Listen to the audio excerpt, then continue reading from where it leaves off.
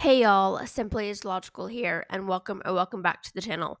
But either way, thank y'all for joining me for today's video where we are going to be going over the July 2025 dev diary that just came out yesterday for Prehistoric Kingdom in full. It has some pretty new and exciting features, so let's go ahead and get into the video.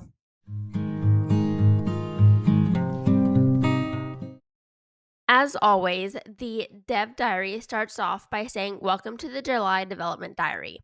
We are officially less than a month away from update 15, and there's still quite a bit to talk about. So without further ado, let's get right into it. Due to a variety of real world factors impacting our team, it was not possible for update 15 to begin public testing in July.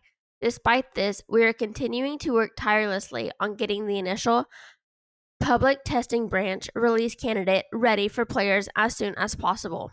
This early version will include the Gallimimus, paleobotany and paleoflora excavations, animal courtship, breeding and nesting, animal look IKs, animal milestones, new nursery menu, new landscaping menu and landscaping improvements, new research trees, improved world grid, challenge mode rebalance. Features coming with the full live edit in late August will include the Oviraptor, animal aggression and fleeing, threat behaviors, animal vegetation browsing, new feeders, and feeding enrichment items.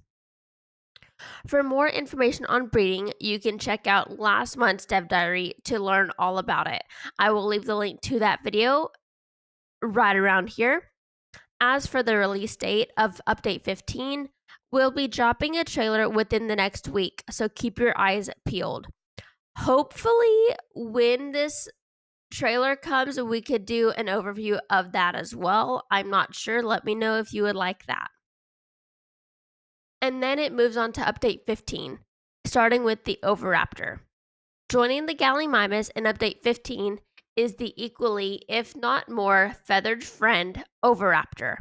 This small dinosaur is similar in size to the Velociraptor, boasting rich plumage and a particularly elegant tail fan. In the park, our scientists discovered that most restorations of Oviraptor are actually based on a relative named Sittipati, I think is how you would pronounce that, though many guests expected to see a larger animal due to this error. The real Oviraptor was more compact and basal by comparison. Scientifically speaking, they have the vibe of an overgrown parrot. And then underneath the second image, which is the one you're currently looking at, it says check out the iridescence of those feathers. And in this image, you can definitely see where it has like some blue tinting to it. I'm really excited to see that in game. Having lived in the deserts of Cretaceous Mongolia, Oviraptor is a great companion to animals like Protoceratops. The pair go great together with some paleobotany too. And then it moves on to talk about animal milestones. Last year, we introduced a new scoring system for animals called animal points. Depending on the species, its individual size, mutations, growth stage, etc., would all contribute to its final value, making it more or less appealing to guests. In Update 15, we're adding on to this system through animal milestones, a collection of achievements that can be completed throughout an animal's life. With each milestone that's unlocked, the animal will receive extra points depending on how much of an accomplishment it was. Some examples of milestones include Ancestor, become an ancestor to over 3 generations of offspring, Newborn, naturally born in the park, Alpha, become the leader of a herd, or Unrequited lover, attempted courtship 3 or more times without success. The amount of points per milestone is subject to change. Based on what a specific animal does during their time in the park, they could have a completely different journey to other individuals. There are currently around 20 milestones implemented in Update 15, with more planned to be added as the animal AI continues to grow in complexity. Now, I want to stop right here real quick and say this is something that I haven't seen in any game, especially not in Planet Zoo. But this just gives each animal its own unique identity within your park. And as it grows up, if it is a baby that you have captive bred, as it grows up, it can have different milestones to its siblings and have totally different personalities. I'm excited to see how that is implemented into the game, and I imagine that they will blow that out of the park. Anyways, moving on to the animal look IK.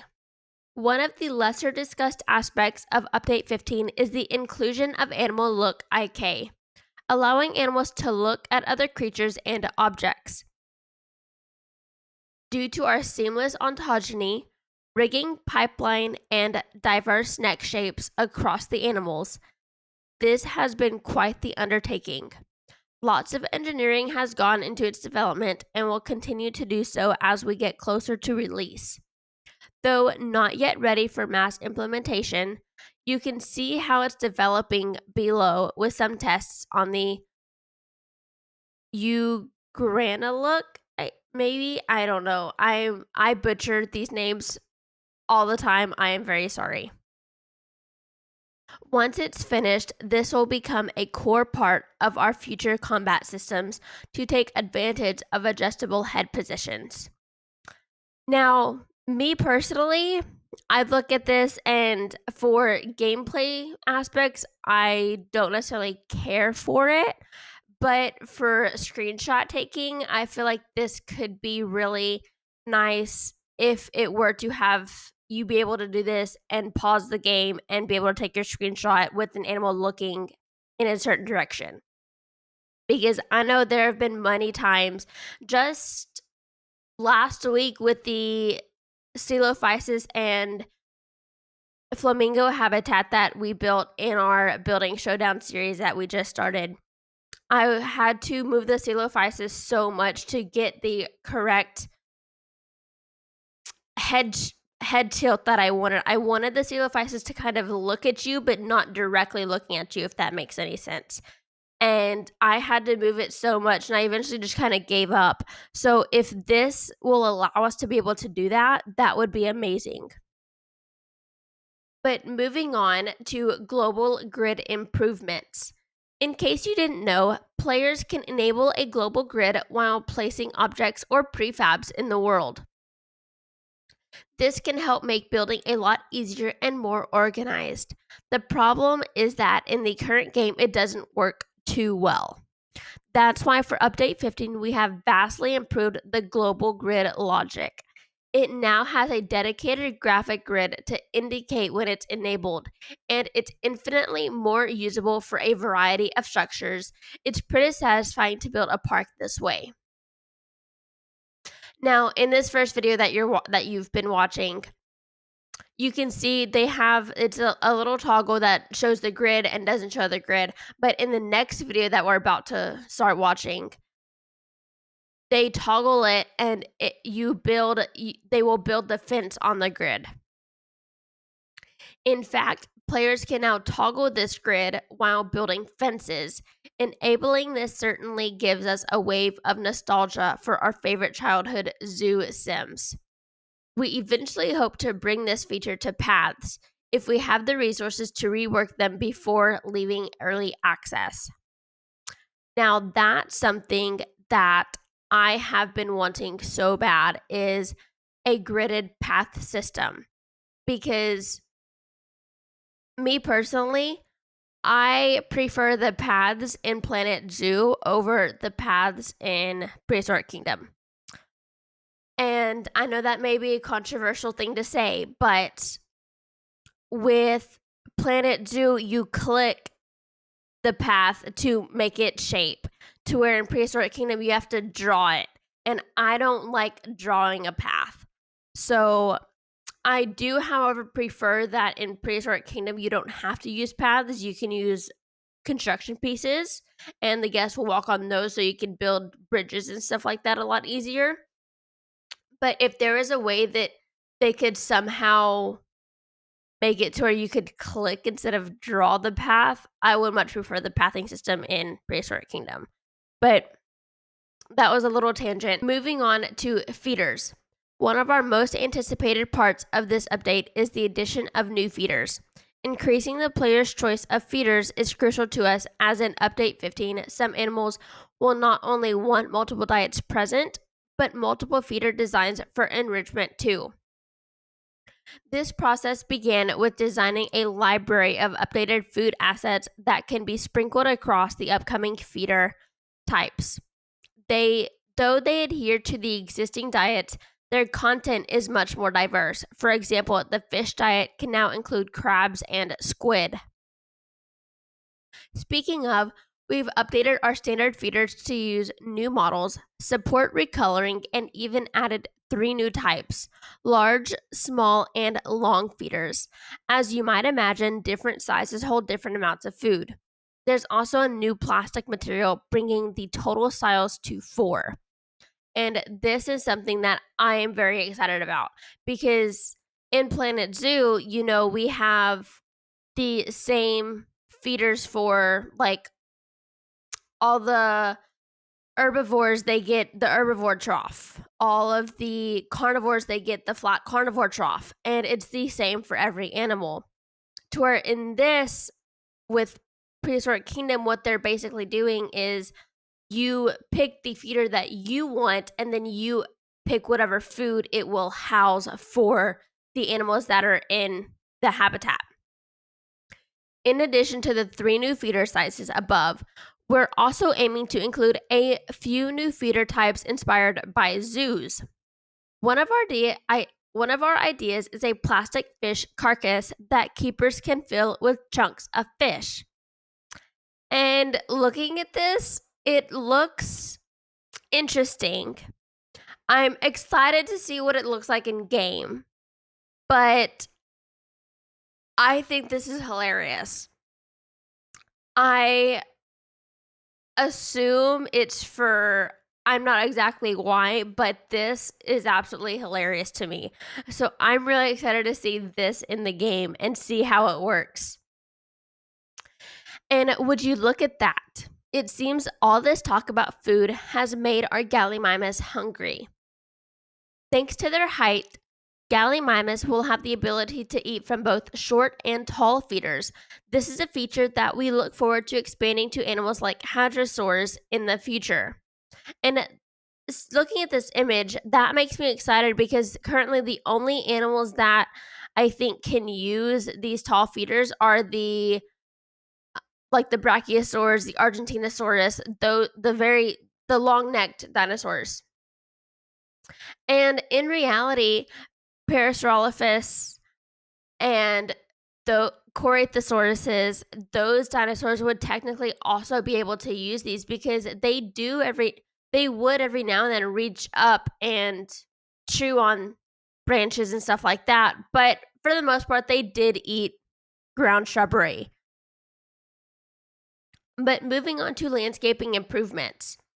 July brought quite a few unexpected developments to our landscaping suite.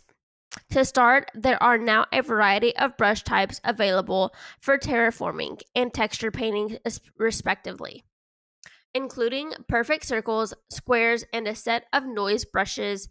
It's incredibly easy to create more organic looking terrain.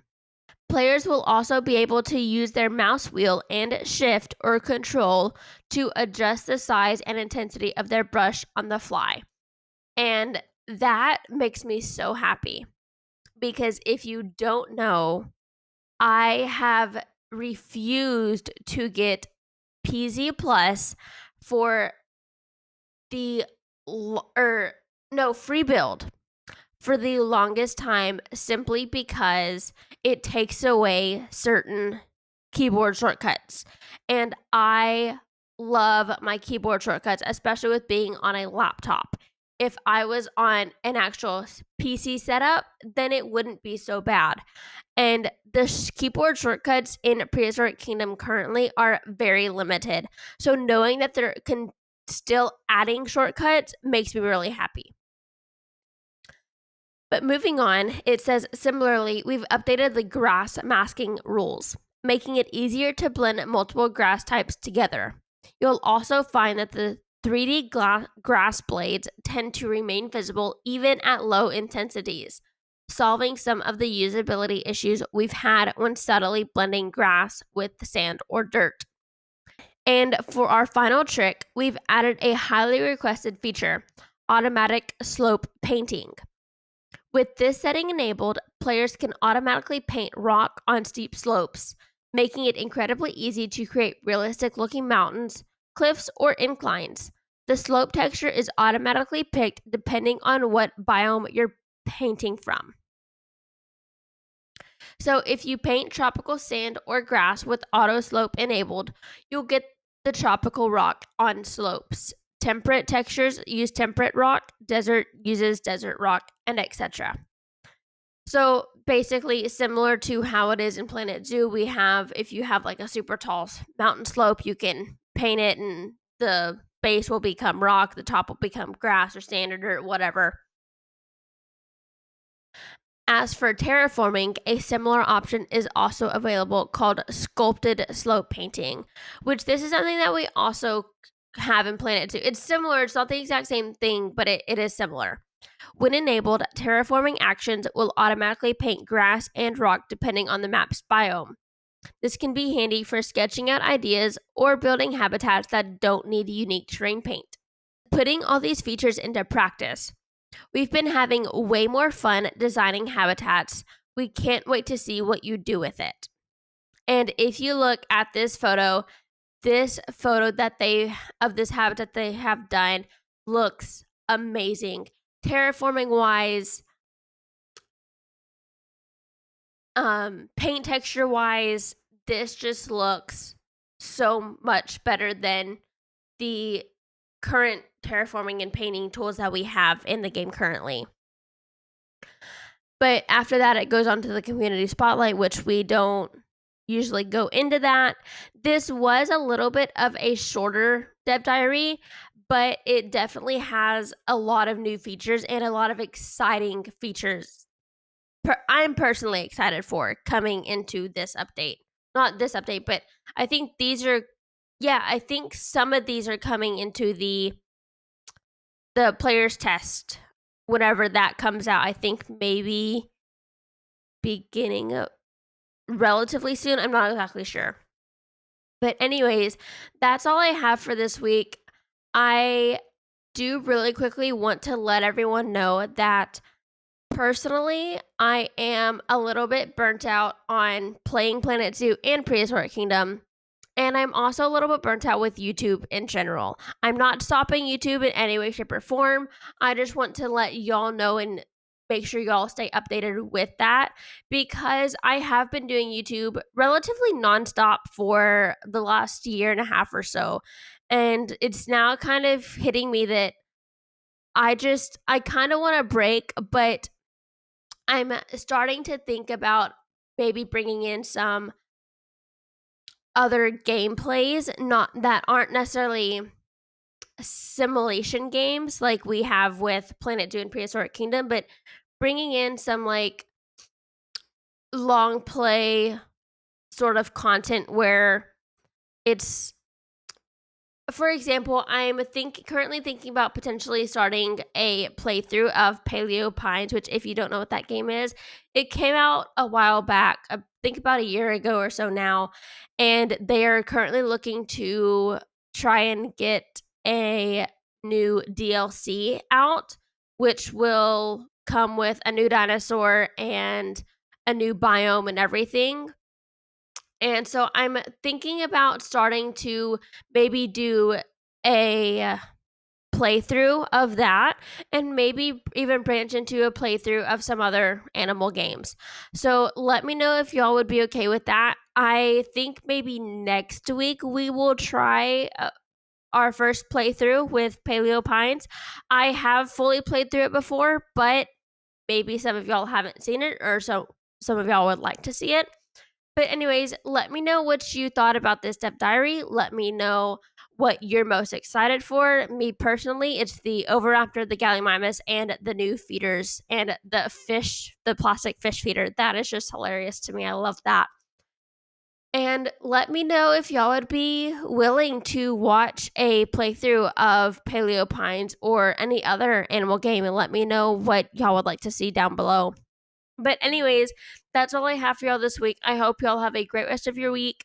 Thank you for watching. If you stayed to the end, make sure you go and check out all the other Dead Diaries that we've done, or check out any other speed builds that we have on the channel. We have plenty. So make sure you go and give those some love, and I will talk to you on the next one. Bye, guys.